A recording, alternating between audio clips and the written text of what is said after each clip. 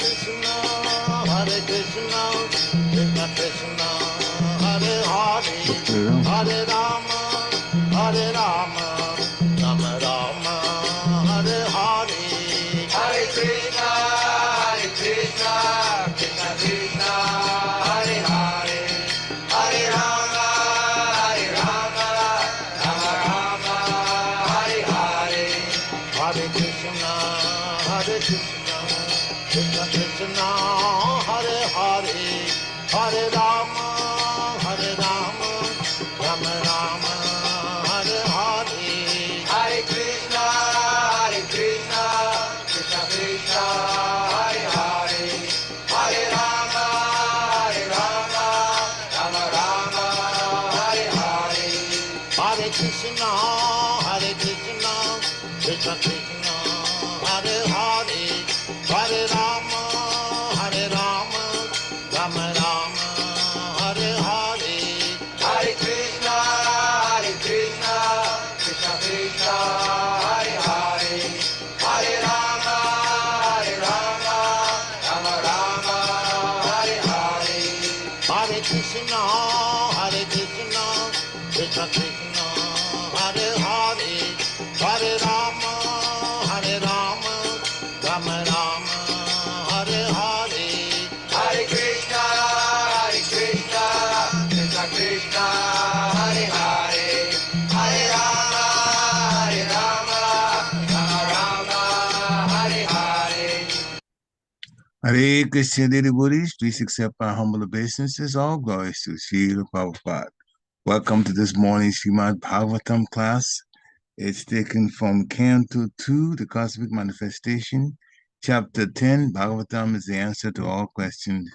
And this morning we're doing text 25. And we're very happy to have Her Grace Anandarupa Mataji from ISKCON DC to give the class. Hare Krishna. Mataji, please accept our humble obeisances. All glories to Srila Prabhupada.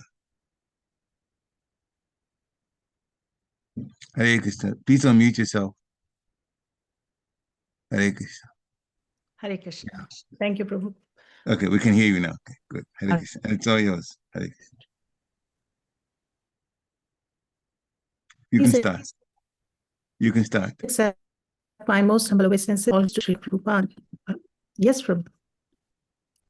Jaya Radha Madhava Kunja Bihari, Jaya Radha Madhava Kunja Bihari, Gopi Jana Vallabha Girivardhari, Gopi Jana Vallabha Girivardhari, Yashodanandana Brajana Ranjana, Yashodanandana Brajana Ranjana, Jamuna Tira Vanachari, Jamuna Tira Vanachari, Jai Radha Madhava Kunja Bihari.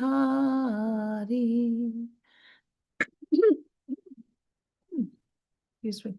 Hare Krishna, Krishna Krishna, Hare Hare, Hare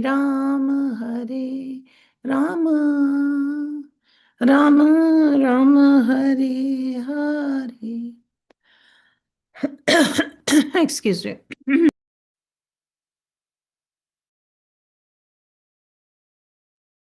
Hare Krishna. Parikshit Prabhu, are you there? Haribo? Yes, I am. Yes, Prabhu, if you want, you can put on the recording. Is it on? Yeah. Okay, thank you. All right, so dear devotees, as is our standard format, after the beginning Jai Radha Madhav, here are the Prem Dhuni prayers in humble offering. Jai Om Vishnupad Paramhams Parivrajakaacharya Stottar Shat Srimad, His Divine Grace, A.C. Bhakti Vedant Swami Prabhupada Ki Jai. जय ओम विष्णुपाद परमहंस परिव्राजकाचार्य अष्टोत्तर शत Shrimad his divine grace भक्ति सिद्धांत सरस्वती गोस्वामी महाराज की जय। नामाचार्य श्रीला हरिदास ठाकुर की जय। प्रेम से कहो श्री कृष्ण चैतन्य महाप्रभु की जय। श्री श्री राधा कृष्ण गोप गोपीनाथ श्याम कुंड राधा कुंड गिरि गोवर्धन की जय। वृंदावन धाम की जय। मायापुर धाम की जय। जगन्नाथ पुरी धाम की जय। गंगा माई की जय। यमुना माई की जय। भक्ति मई तुलसी देवी की जय। अनंत कोटि वैष्णव विंद की जय। अनंत कोटि वैष्णव विंद की जय। All glories to the assembled devotees. All glories to assembled devotees. All glories to assembled devotees. All glories to Shri Shri Guru and Gauranga. Om Namo Bhagavate Vasudevaya. Om Namo Bhagavate Vasudevaya. Om Namo Bhagavate Vasudevaya. नारायणं नमस्कृत्य नरं चैव नरोत्तमं देवीं सरस्वतीं व्यासं ततो जयमुदीरयेत्। श्रवतां स्वकथा कृष्ण पुण्यश्रवणकीर्तना हृदयन्तस्थो ह्य भद्राणि विधुनोति सुहृत्सतां नष्टप्रायेषु भद्रेषु नित्यं भागवत सेवया भगवतेरुत्तम श्लोके भक्तिर्भवति नैष्टिकी। Hare Krishna, dear devotees. Today we are reading from Canto 2, Chapter 10, verse number 25. So I will first read the verse, and this is in our parampara to recite the Mangalacharan, seeking benediction from Acharyas for treasure of knowledge, so it may be revealed to us, so we can understand the purports given by Ved Vyasji, Srila Prabhupada, as explained by Shukdev Goswami in this chapter. So after reading the verse, we will do Om Agyanti Mirandhasya. Okay.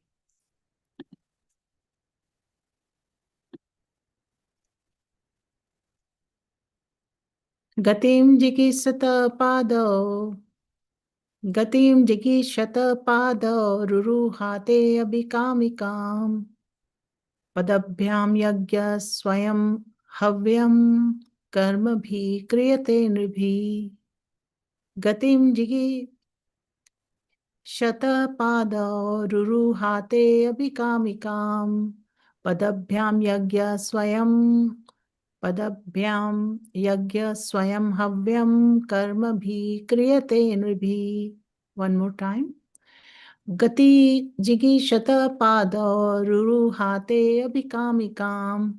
padbhyāṁ yajñaḥ svayaṁ havyaṁ karmabhiḥ kriyate nṛbhiḥ.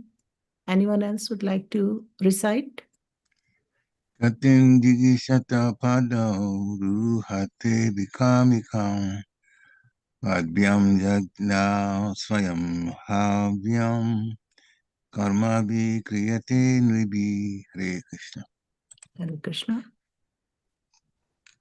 गतिं जिगीषतः पादौ रुरुहाते अभिकामिकां पदभ्यां यज्ञः स्वयं हव्यं कर्मभिः क्रियते नृभिः.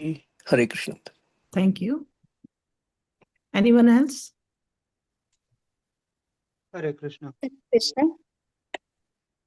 Gatim jigīṣataḥ pādau ruruhāte bhikāmikām padbhyāṁ yajñaḥ swayam havyam karmabhiḥ kriyate nṛbhiḥ. Hare Krishna. Hare Krishna. Hare Krishna. Gatiṁ jigīṣataḥ pādau ruruhāte bhikāmikām padbhyāṁ yajñaḥ svayaṁ havyaṁ karmabhiḥ kriyate nṛbhiḥ. Hare Krishna. Hare Krishna. Om Agyantimirandhasya Jnananjana-shalakaya Chakshurunmilitam Yena Tasmai Shri Gurave Namaha. Namo Viṣṇupadaya Krishna Prasthaya Bhutale Srimate Bhakti Vedanta Swami Niti Namine Namaste Saraswate Deve Gauravani Pracharine Nirvishesha Shunyavadi Paśyatya Deshatarine Shri Krishna Chaitanya Prabhu Nityananda Shri Advaita Gadadhar Shrivasadi Gaura Bhakta Vrinda Vancha Kalpatarubhyascha Kripa Sindhubhya Vacha Patitanam Pavnebhyo Vaishnavibhyo Namo Namah Hare Krishna Krishna Krishna Hare Hare Hare Ram, Ram Ram, Hare Hare. Srila Prabhupada ki jai. Shri Guru Vrinda ki jai. Thank you, dear all. Thank you for this opportunity. And so, let's get started with another beautiful verse from this chapter. So, the translation says, Thereupon, because of his desiring to control movement, his legs became manifested, and from the legs, the controlling deity named Viṣṇu was generated. By his personal supervision of this act, all varieties of human beings are busily engaged in dutiful occupational sacrifice. Purport, by his divine grace, A.C. Bhaktivedanta Swami Srila Prabhupada.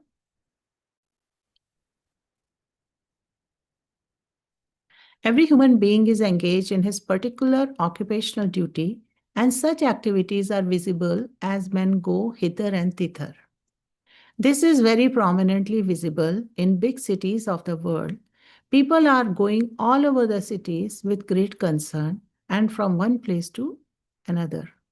This movement is not limited only to the cities, but is also visible outside the cities from one place to another, or from one city to another by different means of vehicles.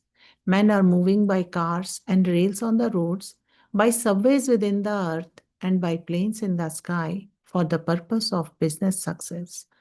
But in all these movements, the real purpose is to earn wealth for comfortable life. For this comfortable life, the scientist is engaged, and the artist is engaged, the engineer is engaged, the technician is engaged, all in different branches of human activity, but they do not know how to make the activities purposeful to fulfill the mission of human life. Because they do not know this secret, all their activities are targeted towards the goal of sense gratification without control, and therefore, by all this business, they are unknowingly entering into the deep regions of darkness. Prabhuji, can you scroll? Scroll up, please. All right. So we have about 3 paragraphs in the purport. I'll quickly go through it. Because they have been captivated by the energy, external energy of the Supreme Lord, they have completely forgotten the Supreme Lord Viṣṇu, and they have taken it for granted that this life, as presently manifested under the conditions of material nature, is all in all for enjoying the highest amount of sense gratification. But such a wrong conception of life cannot give anyone the desired peace of mind, and thus, in spite of all advancement in knowledge, by use of resources of nature, no one is happy in this material civilization. The secret is that at every step they should try to execute sacrifices towards the path of world peace. The Bhagavad Gita also advises the same secret in the following verses. So 2 verses are given here, actually 2 sets in the verse. Sve sve karmani abhirata samsiddhim labhate nara swakarma nirata siddhim yatha vindati tachrinu yata pravrittir bhutanam yena sarvam idam tatam swakarmana tam abhyarchya siddhim vindati manava. The Lord said to Arjun, just hear from me how one can attain the highest perfection in life simply by discharging his specified occupational duty.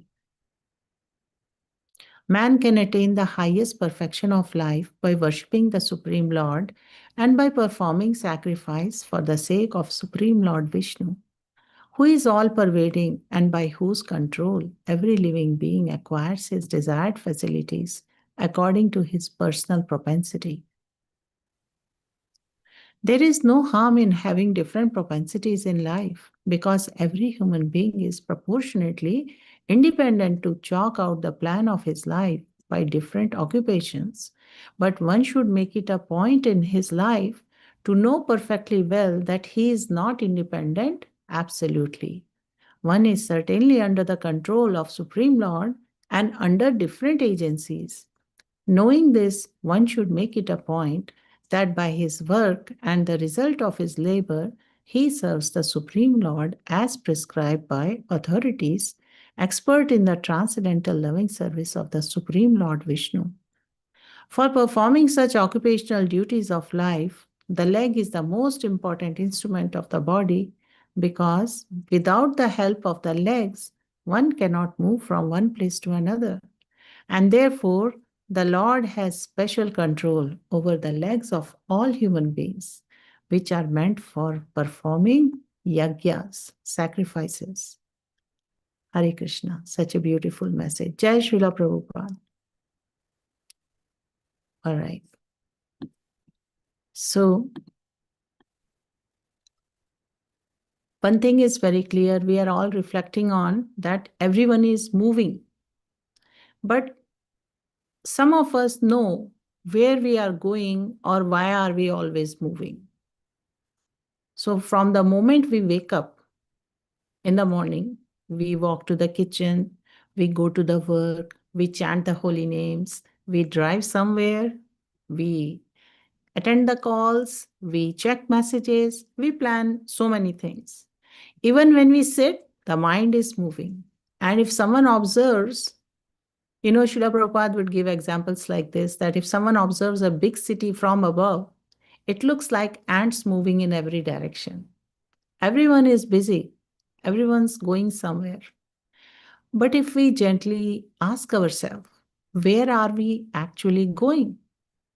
So most of the time we are moving because we hope that the next activity or next comfort or next achievement will make us peaceful. So Srimad Bhagavatam gives a very beautiful answer. It says, Supreme Lord has given us senses and the ability to move, not simply to run around in the world, but so that gradually our movement brings us closer to Him. So, Supreme Lord has given us senses and the ability to move, not simply to move around the world, but so that gradually whatever we are doing brings us closer to Him. Now, that is a different thing that we may not be in remembrance of that. So just like a child in a mall, you take if you remember, when your kids were small, or if you currently have small kids, what happens when you take them to the mall? They run in many directions. But real safety and happiness comes when the child returns to the parents. Similarly, the soul moves through many activities, many roles, many desires, through so many different lifetimes, until it learns how to move towards Krishna. So there is a small book by Srila Prabhupada, Turning to Krishna. What is the name? Anyone remembers that name? Hare Krishna. Anyone can quickly remember the name of the book? In Hindi, it's Krishna Ki Or, but the English name exactly, I'm forgetting the title. So, On the way to Krishna. What is that, Prabhu? On the way to Krishna. On the way to Krishna. On the way Krishna. On the way to Krishna. Turning to Krishna. Like that. So, cities are full of motion. Planes, trains, cars. Prabhupada explains, he mentions in the purport, planes, trains, cars, careers, ambitions, projects. There are so many things.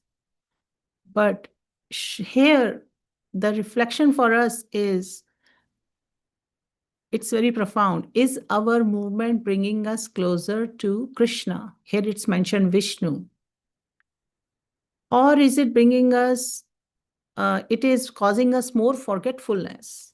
So when we later speak about, like I like to present an acronym, so today's acronym is SERVE, SERVE, because that's the message, using our mind, body, words, whatever is in movement or non-moving, but we have to dovetail our activities in service of the Lord. So I have picked the acronym SERVE. Okay. So now we have to think deeply about how senses, body, and life given by Lord can return to their original function. Why return? Because there is forgetfulness. And what is the original function? Loving service to Him. Now, movement without purpose creates exhaustion. We all know by life experience. And movement with devotion creates liberation. So something really, as we go through this talk, at the background, we should remember, are my activities serving my senses or serving the Supreme Lord? Okay, now a little recap or a higher level overview about this chapter in context of what we are talking about or hearing. This chapter 10 is titled Bhagavatam is the answer to all questions. And Shukadev Goswami, in the first verse itself, first verse of this chapter talks about 10 fundamental topics, 10 lakshan of Srimad Bhagavatam. So now this verse 25 appears in the description of cosmic manifestation, showing that even the organs of the universal form exist for yajñaḥ. It was mentioned. Sacrifice for Viṣṇu. The last line, which we read, right? In the purport. The last line says, for performing such occupational duties of life, the leg is the most important instrument of body, because without the help of legs, one cannot move from one place to another. And therefore, the Lord has special control over the legs of all human beings, which are meant for performing yajñas. Okay. So now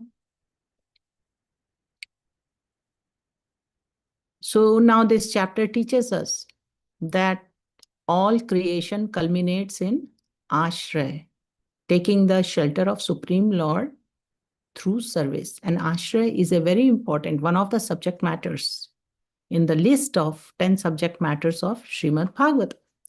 Now, why Shukadev Goswami speaks about creation here? Okay, in this chapter 10 of Canto 2, Maharaj Parikshit has already heard many deep philosophical truths. Now, for just a quick brush up for those of you who are listening to Srimad Bhagavatam, who don't really get opportunity that much or who are new to this, King Parikshit, he is the grandson of Arjun, one of the 5 Pandavas. And he is cursed to die in 7 days. So he has approached saintly soul Shukadev Goswami and presented some questions. And basically he wants to understand, the main question is, what should a person do in last 7 days of his life, knowing that he's going to die soon? And then, so in the course of the discourses, the talk, Shukadev Goswami is explaining something very practical. Here he speaks about creation, how this entire universe functions so that soul can ultimately return to Krishna. So the description of creation in this chapter, all the descriptions are not meant to increase curiosity about the universe, but it is to help us understand that everything in creation has a purpose connected to service of the Lord. Even the body itself is created for that purpose. We are talking about senses. We are talking about body here, specifically few verses. They're controlling deities. But who is the supreme controller? that is being again and again emphasized. So I mentioned about the 10 subject matters which are described right in the beginning of the chapter. And so there is sarga, creation. Lord creates the ingredients. Second, visarga, there is secondary creation, where Brahmaji, he arranges forms and bodies. And then third subject matter mentioned is sthan, maintenance. Everything is sustained by the Lord. Sthan. Then fourth subject matter mentioned is poshan, meaning protection. The Lord protects all devotees. And then there is uti, desire. We understand living beings develop desires and they act. Then sixth subject matter is manvantara, how time cycles unfold. Then there is ishanukatha. We understand that is narrations of Lord which guide us back. Then there is nirodh, which is dissolution of temporary forms. Ninth one is mukti, which is freedom from false identity. And 10th is ashraya, taking shelter of Lord, which is the ultimate goal. So this verse, which we are reading today, we are doing Shravan and Kirtan, this verse sits in the discussion of creation and functioning, showing that even our movement and activities are part of this divine arrangement. This is such a gentle and powerful message that creation is not random, and it is actually educational in so many ways. So now, Shukdev Goswami describes how different parts of the universal form manifest in past few verses, right? In form of mouth, arms, intelligence, senses, and their presiding deities, controlling deities. And each part has a function. Then comes this verse. This verse is talking about legs. Now, why legs? Because legs represent movement and action. So after receiving senses and intelligence, the living being begins to move in the world, pursuing. What are they pursuing? Their desires. So Bhagavatam is gently reminding us movement is meant for yajña, not for endless wandering. So what is the sequence? Senses appear, desires arise, movement begins, and then purpose must be remembered. So for those who this information may help for some of you, that there are working senses and knowledge acquiring senses. So the Vedic texts describe two categories of senses. There are knowledge acquiring senses, also known as jnanendriyas. And what do? They receive information like eyes, we see, ears, we hear, nose, we smell, tongue, we taste, skin, we touch, we have sense of touch. So in this way, we learn, we perceive from the world. Now, what are the working senses? Karmendriyas. So these are hands, legs, speech, organs of evacuation, and organs of generation. But this verse 25 focuses especially on legs, because after we perceive something, we move forward towards it. For example, with eyes, for example, eyes see a sweet, mind desires it, legs walk towards it, and what do hands do? They honor. If it's prasadam, they honor the prasadam. So movement follows desire. But Bhagavatam teaches, if desire is for sense enjoyment, movement binds us. If desire is for service, movement liberates us. A simple example with which we can understand, for example, your child runs everywhere without direction, simply because energy is there. Then you as an adult, you walk with a purpose. Similarly, in material life, we have movement without spiritual direction. But in devotional life, we have movement towards Krishna. So that is why when we are reading this verse, it is emphasizing Viṣṇu as the controller of the movement. Now just let's think of Krishna Leela. In Vrindavan, cowherd boys would run all day with Krishna. What are they doing? They are running to forest, they are going to Yamuna, they are chasing the cows, they are playing the games. So externally, it seems like an ordinary movement. But because every step was with Krishna, it was pure spiritual activity, and we take inspiration from it. Now, their legs were not taking them away from Krishna, their legs were taking him towards him. So this is the perfection described in this verse. Similarly, gopis, we hear so much, we read so much about gopis. They hear Krishna's flute, their feet automatically move towards him. And their movement is not forced, it is driven by love. So bhakti means generally training our senses so that they naturally move towards Krishna. So now let's come to the acronym. Sir. With S, I want to talk about sacred movement, our movement, because we are talking about moving. And it is basically, we need to reflect on how to direct our activities towards Krishna or Viṣṇu. So, this verse says, legs were manifested so living beings could perform sacrifice. Therefore, the real question is not what I am doing, what am I doing, but for who, for whom am I moving or doing the activities. So this first letter in SIR, acronym SIR, S, stands for sacred movement, how to spiritualize, or how it can be sacred. So movement becomes sacred when it is connected to service of Viṣṇu. Everything moves. There can be any reason, for money, for security, for recognition, for comfort. But Srimad Bhagavatam redirects the movement towards yajña.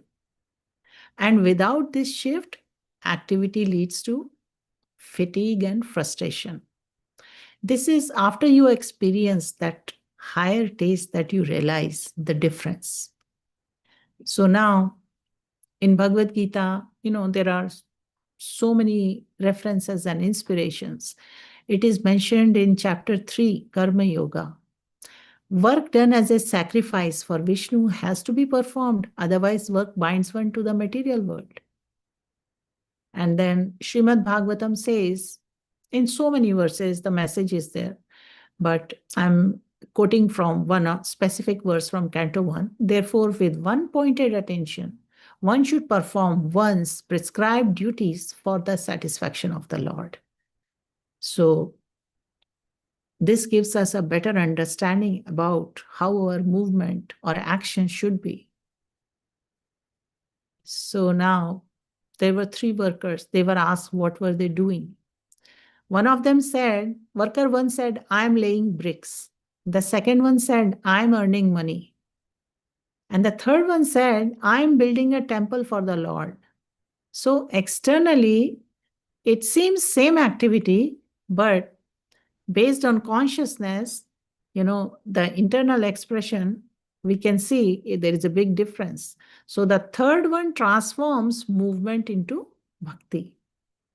When Srila Prabhupada arrived in New York, he walked endlessly. Parks, streets, storefronts, distributing books, meeting people.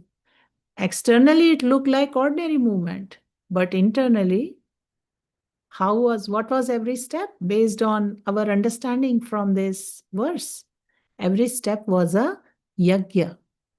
So once he said, I have not come here for business, I have come here to serve my Guru Maharaj. So thus, our movement becomes sacred when we connect to Guru and Krishna. All right. So there is example of fan he would talk about. A fan spins but remains in one place like material activity. But if you study a pilgrim walks slowly but reaches Vrindavan. That's like devotional activity to understand better, material activity versus devotional activity. So now, practically, how we can apply this? We can begin daily work by mentally offering it to Krishna, anything and everything, right from the time we open our eyes. Let my working of my senses be in service of you, Lord. Then as we sit down, step down, like that. Many devotees chant Mahamantra before starting anything, before starting travel or work. And as we walk consciously, we can pray to remember every step belongs to the Lord. Many devotees convert commute time into hearing or chanting.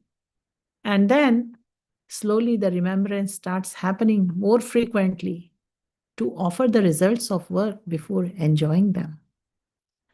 So now, definitely next time, in knowledge of this verse, one should think which activities feel spiritually empty. How can I connect my daily movement to service? What would change if I saw my work as a yajña? Is this work or movement bringing peace or anxiety? Like that. So now we have talked about sacred movement, but that alone is not enough. Bhagavatam says, movement must become duty offered as a sacrifice. So that brings us to next letter in the acronym, serve. Second letter is E.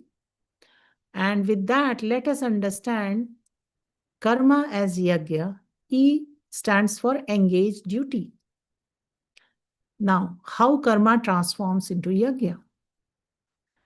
We talked, with the previous letter we discussed the movement, sacred movement. Now, this verse deepens the teaching that movement alone does not liberate. Movement offered as a duty to Viṣṇu becomes yajña.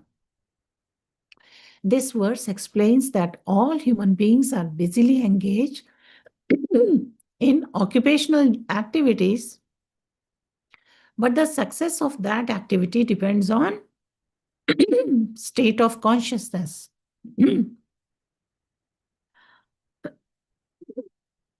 Excuse me. So each of us has a natural inclination. Some are teachers, organizers, artists, parents, scientists, engineers, farmers, preachers. Our scriptures do not reject our occupation. They give us the knowledge to purify our occupation. And the problem is not work or actions. The problem is forgetfulness of the real enjoyer of the work. So Bhagavad Gita has a verse in chapter 18 that by following one's qualities and work, a person achieves perfection. So by worshipping Lord through one's work, one attains perfection. So we are not told to abandon work. Krishna says, offer work, right? So now, in this chapter, Shukdev Goswami explains how the universal form functions as the integrated whole, and each part serves the complete body. So similarly, individual duty serves social harmony. And social harmony serves dharma, and dharma culminates in devotion to Viṣṇu. So we understand when duty is disconnected from sacrifice, when we don't see our duties, our actions as sacrifice, there will be restlessness. There will be big disconnect. Let me clear up my throat. I'll just mute for a few seconds.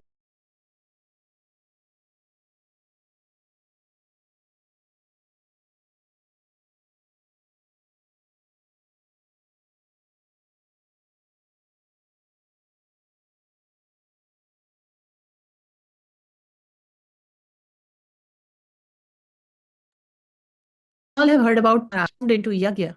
So what was he doing? What was his daily life like? His mind was always fixed on Krishna's lotus feet. He always did Shravanam and Kirtanam, describing the Lord. His hands, with his hands, he was cleaning the temple. With his ears, he was hearing about Krishna. With his legs, he was walking to temple. He used his wealth, his riches for service. So did he renounce everything? No. He spiritualized it. And Nectar of Devotion has beautiful verse regarding that. Anybody remembers how to spiritualize using our limbs and everything we have? Or any verse from Bhagavad Gita? Whatever you take, whatever you think, whatever you eat, do it as an offering to me. Krishna is saying to Arjuna. Yajñaḥ shina santo muchyante kar sarva kil vishay bunjate te tvagam papa ye pachante atma karanat. So in this way, when we make loving offerings, see everything as yajña, everything is spiritualized. We don't have to renounce anything. And then we were talking about Ambarish Maharaj. When Durvasa Muni tried to harm him, Sudarshan Chakra protected Ambarish Maharaj because his entire life was yajña. So he had protection of the Lord. He had the ashray of the Lord.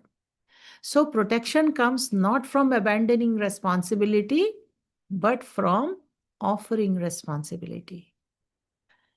We read from Chaitanya Charitamrita. For those of you who have read from Chaitanya Charitamrita, there is pastime of Lord Chaitanya Mahaprabhu with Ramananda Rai.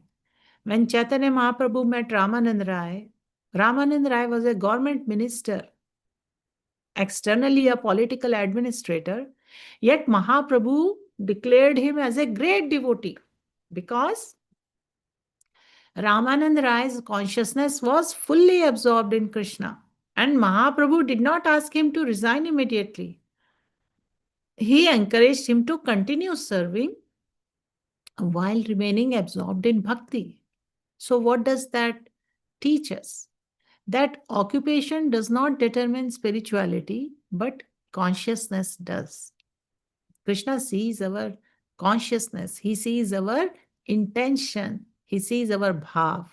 Our bhav comes from our consciousness. Eventually, when there is, we have stages of progression of faith and purification in the life of bhakti. And then, so Krishna is bhavagarahi Janardhan. He sees the bhav. Now, Srila Prabhupada often said, everyone can serve Krishna from his position, whatever you may be. You may be an astrologer, you may be a jeweler, you may be a teacher, you may be a musician, you may be a businessman, you may be a writer. So now, Srila Prabhupada, he transformed musicians into kirtan leaders.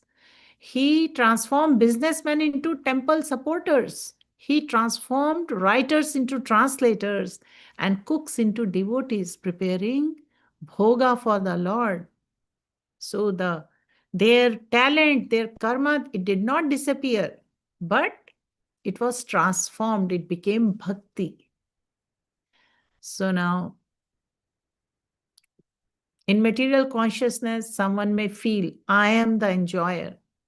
But our scriptures teach us that in service, I am the caretaker. So this shift or this transformation or this change in heart and consciousness, this removes all anxiety. Why anxiety? Anxiety comes from false ownership, that I am the controller. Me, I, me, mine. So now then we learn from Bhagavad Gita, Krishna says, dedicate all activities to me with mind fixed on me, free from desire and possessiveness. And he also says, work done for pleasure of the Lord never produces bondage. Right? So we now better understand that. So now, before beginning any work, we can offer a short prayer. Few seconds. May this serve your purpose, Krishna. Srimati Radharani, may this little offering serve your purpose. We can, there are so many ways we can dedicate a portion of our earnings or time to devotional service. We can periodically pause during the day and chant mentally. And in this way, we can offer success and failure equally to Krishna. Mind, body, words. So, as I was saying earlier, some reflections for us would be, what attachment causes stress in my duty? Which part of my work feels most disconnected from spirituality? How would my work change if I saw Krishna as real beneficiary? Do I work for recognition or for service? What is one aspect of my occupation I can immediately spiritualize? Like that. And so we have talked about how sacred movement becomes sacred, how duty becomes yajña. All right. So even while serving, we may think, I am independent. I don't need any botheration. I want to do it in my own way. Therefore, now this verse helps us reflect deeper into the next letter of the acronym SER, S-E-R, R. I want to talk about remembering the controller, being in remembrance. Meaning, how can that happen? When we act without false independence. So now, in the previous section, like I said, earlier we understood that movement becomes sacred when directed towards Viṣṇu, and duty becomes yajña when offered to him. But there is a subtle glitch or obstacle there. Even while serving, the conditioned soul thinks, I did that, I have to do this. And Srimad Bhagavatam corrects this illusion. It helps us remember that all movement, ability, and opportunity arise under supervision of the Supreme Lord. So in this verse, we read, by his personal supervision, all varieties of human beings are engaged in dutiful occupational service. So this one statement destroys the false independence. It helps us remember what minute independence we have. We have to remember to be totally dependent on the Lord. It is one of the very important principles in the limbs of surrender. So the living entity has limited independence, but never absolute independence. We can choose how to act, but we cannot control. What we cannot control? Anyone? I just want to make sure everyone is wide awake and listening. Anyone wants to comment? We can choose how to act. Yes. Hare Krishna. We can't control the fruits of our actions, Mataji. Yeah, fruits. So what does it translate practically for everyone? Fruits means we can't immediately think of banana, mango, all that. For this talk, what does fruits mean? It means we cannot... The result of it. The result. The results. Hare Krishna. Yes, thank you. We cannot control the results. We cannot control the time. We cannot control the body, the circumstances, or death. So remembering this truth removes anxiety and pride simultaneously. So Bhagavad Gita says Supreme Lord is situated in everyone's heart, Arjun, and at length I talked about it, and the purport talks about it, how everyone is wandering. And earlier I mentioned how we can spiritualize our wanderings. And Bhagavad Gita in chapter 3 also says the bewildered spirit soul thinks himself the doer of activities which are actually carried out by modes of nature. So the illusion of control creates suffering. Whereas, what does remembrance do? The remembrance that who is the supreme controller, it creates surrender. It helps us remember about our journey to Krishna. It helps us remember who is our ultimate shelter, ashraya, one of the subject matters, 10th subject matter mentioned. So now, Shukdev Goswami explains cosmic creation to establish one central understanding: nothing functions independently of Supreme Lord. And the universal form itself operates under divine supervision. So if universe is not independent, how can the individual be? So let us recollect or revisit the Brahma Vimohan Leela. From, many of us have already heard about it several times. We have done Shravanam of that, about Brahma's bewilderment. So Lord Brahma once thought he understood Krishna's position. So in his pride, to test Krishna, he stole cowherd boys and calves. Now what happened? Immediately Krishna expanded himself into all the missing boys and calves. And that lasted for how long? 1 year. For 1 year, no one noticed. And when Brahma returned, he saw unlimited forms of Narayan emanating from each boy. So Brahma realized, I thought I was the creator, but I am only an instrument. And immediately he offered dandavats and prayers, admitting his mistake. So the inspiration or the lesson from us for us is, even the most powerful being becomes bewildered when forgetting who runs the show, who is the supreme controller. We read about position of Arjuna on the battlefield. When we read Bhagavad Gita, at Kurukshetra, Arjuna initially wanted to control the outcome. And he thought, what did he think? I shall not fight. I will not fight. This is my decision. But after hearing Bhagavad Gita, he surrendered. My illusion is now gone. I shall act according to your words. Nashto moha smritir labdha karishye vachanam tava. Karishye vachanam tava. I shall act according to your word. And Arjun still fought, but now without false independence. And the action remained the same. What changed? Consciousness.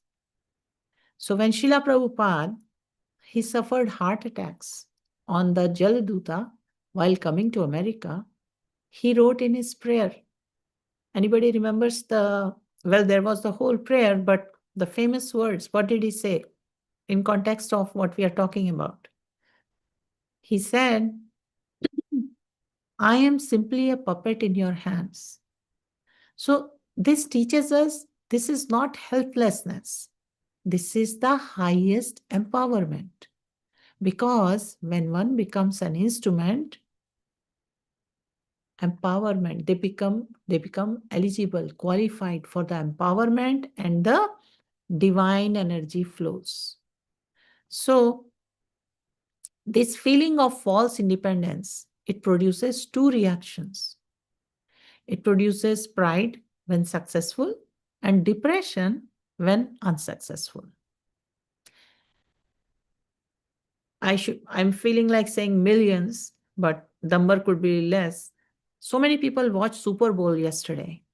So many had loyalty to Patriots team. So many had loyalty to Seahawks. And in the beginning, everybody was pretty enthusiastic. I know it because my son, he likes to watch football. And so I was observing. In the beginning, he was so enthusiastic.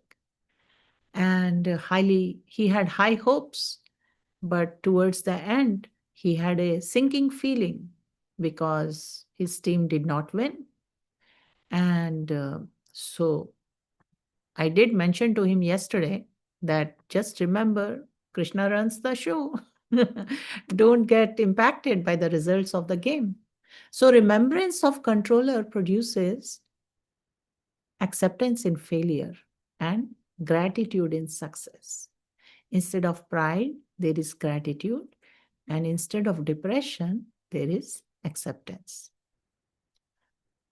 So we hear about the famous verse, Jivera Swarup Hoye Krishnera Nityadas. The constitutional position of living entity is to be eternal servant of Krishna. And we hear from Queen Kunti's prayers, which show the dependence on Krishna brings fearlessness. So from our childhood memories or being a caregiver to our children, we know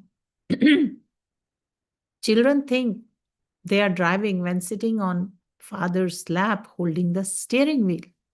Similarly, we think we control life. When we look at flute, a flute produces music only when empty. But it's explained when ego is removed, through this example of flute, we can understand when ego is removed, Krishna plays through us.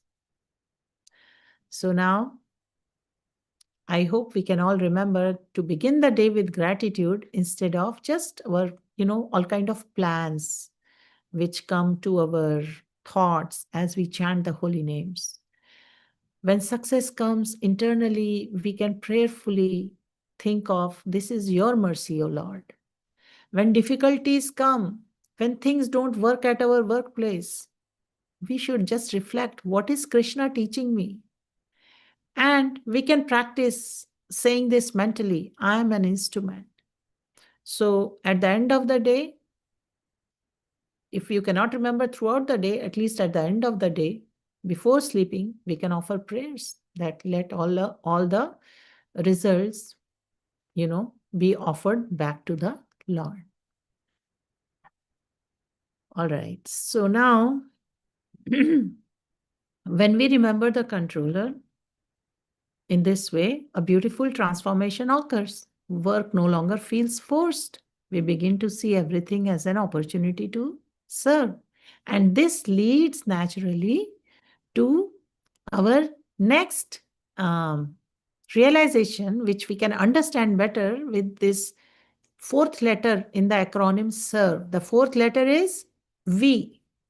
And I want to talk about V with this V letter, vision of service. Okay, meaning seeing our occupation as worship, as service.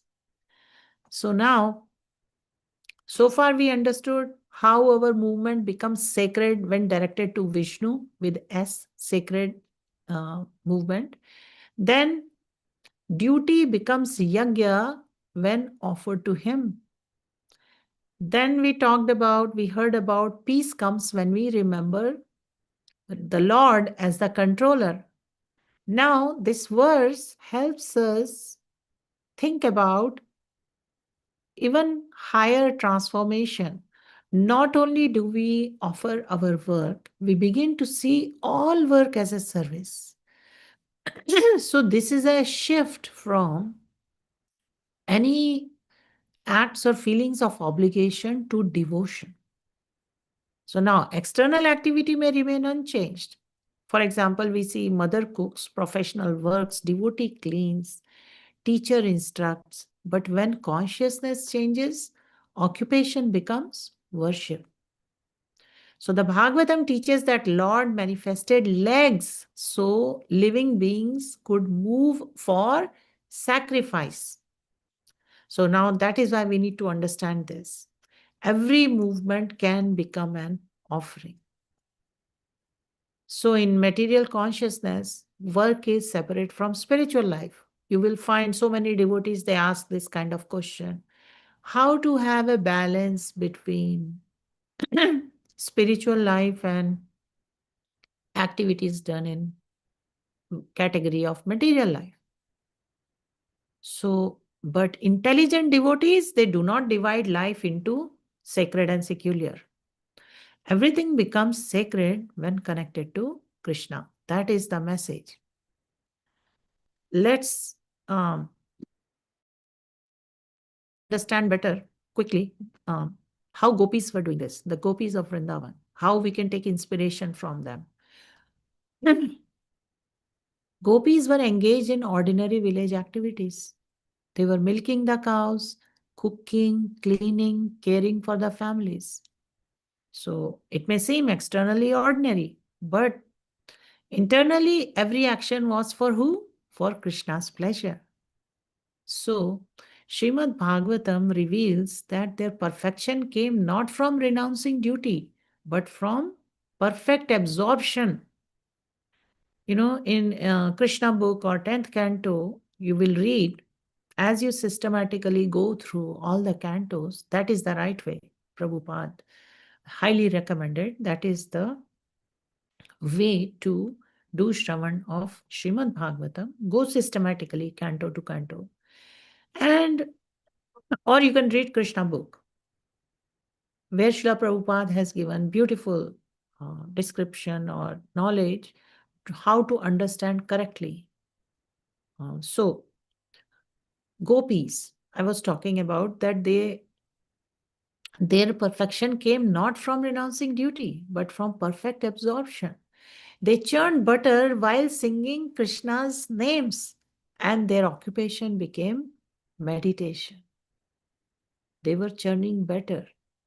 They were churning butter with deep feelings, thinking of Krishna, remembering time with him, waiting for him. So in this way, their occupation became meditation. Let's talk a little bit about Hanuman's vision of service. When Lord Ram asked Hanuman who he was, Hanuman said, at the bodily level, I am your servant. At the level of the soul, I am part of you. And at spirit level, spiritual level, you and I are one in purpose. So, Hanuman did not separate action from devotion. We all know from the pastimes in Ramayana that jumping across the ocean, carrying mountains, delivering messages, bringing Sanjeevani booty for Lakshman, everything all became worship because of his intention. We read that there was daily kirtan at the house of Srivas Thakur. In Chaitanya Charitamrita we read. So Srivas Thakur continued kirtan even when his son passed away during the night. Not out of heartlessness, but out of deep realization that everything belongs to the Lord. And we learn that his household life itself was worship. And this shows that devotional vision transforms even the most difficult circumstances. So Srila Prabhupada often said, cooking is not ordinary if done for Krishna.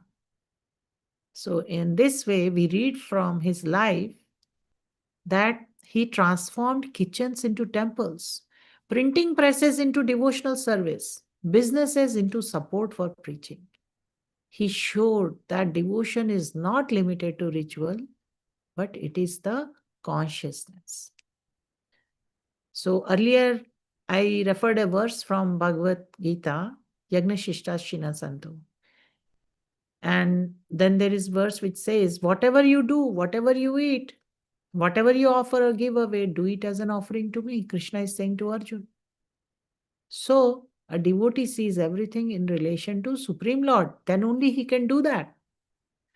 So in this way, this helps us understand when occupation is seen as worship, what happens? Comparison decreases, envy decreases, dissatisfaction decreases. And because the goal is no longer personal achievement, but it is done for pleasure of the Lord. It is done for pleasure of Guru and Krishna. Krishna says, if one offers a leaf, flower, fruit to me, I'll accept it with love and devotion. If one offers, I will accept it. So a flower offered to Krishna becomes prasad. Similarly, work offered to Krishna becomes spiritualized. Another example we can understand, iron placed in fire becomes fiery. Activity placed in devotion becomes transcendental. So in this way, We can continue offering food, efforts, results consciously, and we can regularly remember who ultimately benefits from this work or act we are doing. And we can see service opportunities instead of inconveniences. We chant, Hare Krishna Mahamantra. O Supreme Lord, O Mother Radhe, please kindly engage me in your service. And we chant, and service comes to us. Sometimes it happens in certain state of mind, one may decline the service due to some inconvenience. So one should see service opportunities instead of inconveniences. All right, so now there is a lot to reflect on. Which daily activity feels most mundane to me? How could that activity become an offering? Do I feel closer to Krishna during service or during the formal worship? And what prevents me from seeing work as devotion? Have I experienced joy through service rather than achievement? Like that. Now let's come to the last letter. It's time. We are 10 minutes past 9. So I will now wrap up the talk. So last letter is E in the acronym SERVE. When the vision becomes purified, realizations happen. Okay. We understand that life itself has a single direction towards Krishna. And movement, duty, remembrance, service, they all culminate in one truth, that human life has an eternal purpose. This brings us to this eternal purpose, E. I want to talk about eternal purpose. Movement towards loving service for an eternal purpose. So earlier we talked about movement becomes sacred, duty becomes yajñaḥ, peace comes from remembering the controller, vision transforms occupation into worship. Now this verse is helping us understand how Bhagavatam reveals ultimate conclusion. All movement of life is meant to bring soul back to loving service of the Supreme Lord. The 10 subject matters. I will keep mentioning, I will keep bringing you back so that we don't deviate or forget that this chapter started with that. And the 10th item on that was Ashraya, where our ultimate shelter is, in the loving service of Supreme Lord. And all movement of life is meant to bring us all back to loving service, this Ashraya.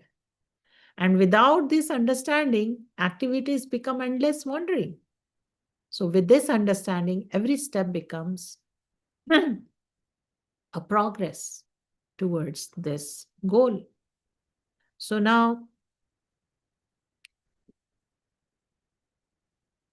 Ashraya, the supreme shelter.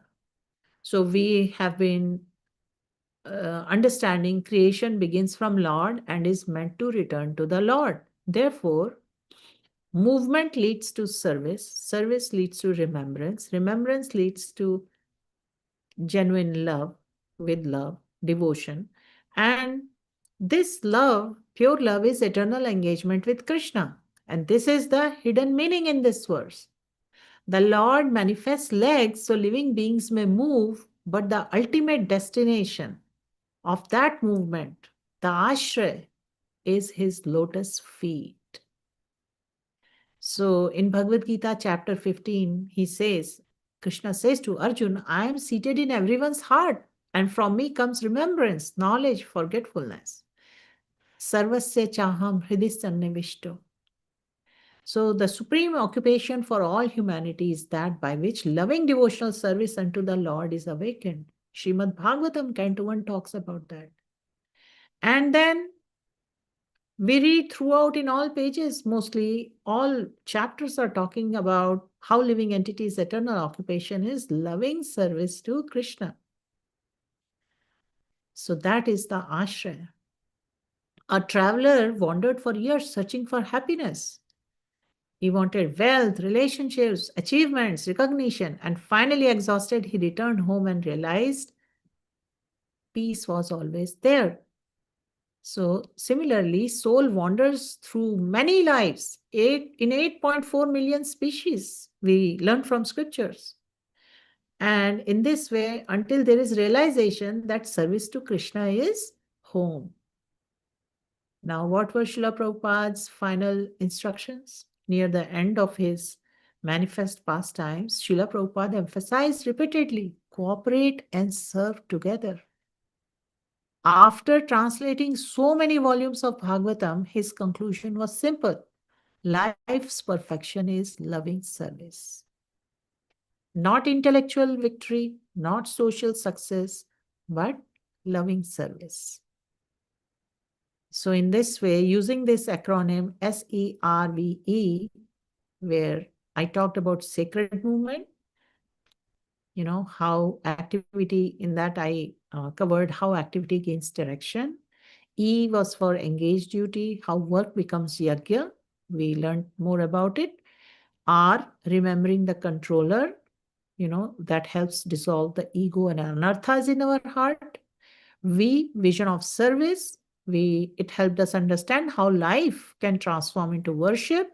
And in knowledge of eternal purpose, we read about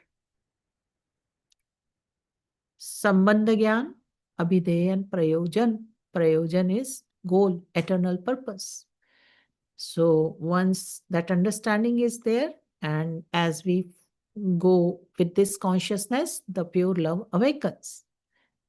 So as I wrap up this talk, some reflections for all of us. We should think about, what does eternal success mean to me? Which activities in my life nourish devotion?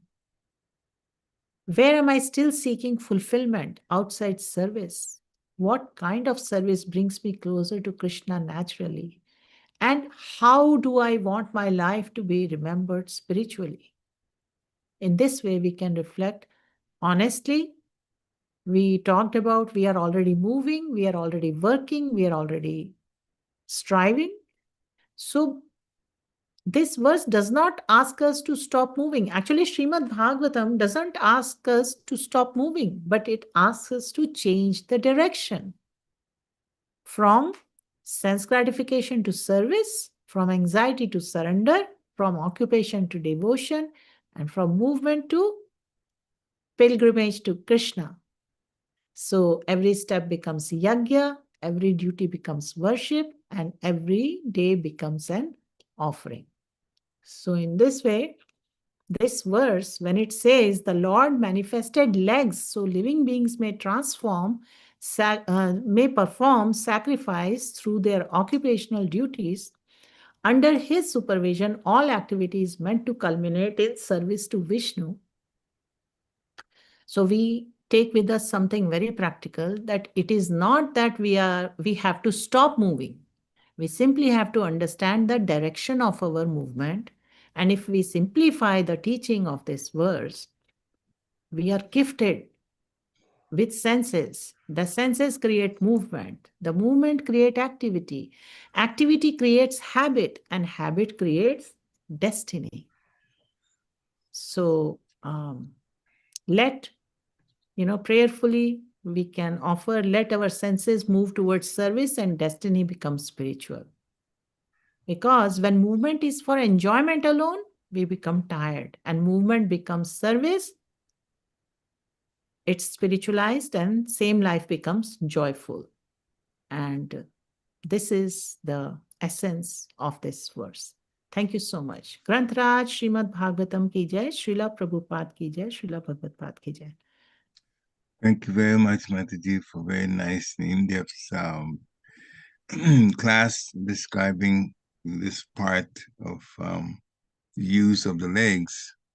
Hare Krishna. Devotees, if you have any questions or takeaways that inspired you, please unmute yourself and ask your questions or share what inspired you. Any questions or comments? Okay, let me start off with one question to Mataji just to clear hear about this particular text. So it's about the Lord and his desires. Then the legs get manifested, and for each of these verses, when that particular part of the body gets manifested, then there's a controlling deity also. So in this one, it says controlling deity was Viṣṇu. So I just wanted clarification on it. Make sure that we all understand who the Viṣṇu we're talking about, because it says a demigod. Usually, all of them are saying the demigod controlling them. Now it's Viṣṇu. So make it clear for us. This is the Viṣṇu as we know as God being the controller of that particular the legs, or is it a demigod called Viṣṇu? I believe, Prabhu, like we understand from what we have read in Srimad Bhagavatam, there are plenary expansions. And so there are different expansions in form of Viṣṇu. Maybe in one of the verses earlier, there's mention of Kshirodakshay Viṣṇu. That's what I was thinking too, but I just wanted clarity. We can verify about that. Yeah. Because he actually is Kshirodakshay Viṣṇu, does so many things. Yeah. A lot of things. It seems like more than the other forms of Viṣṇu, which I just wanted to be sure. Okay, well, thank you very much for clarifying that. So the buddies, any questions, comments? We're past the hour, but still, if you, Mataji is kind enough, he's on there still. So if you got a question, please ask now before we close.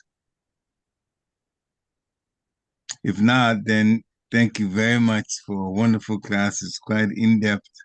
And this is an interesting part of the Srimad Bhagavatam also that talks about the different limbs and why they should be used ultimately to serve Krishna, to move towards Krishna. Like Maharaj Amrish did. Hare Krishna.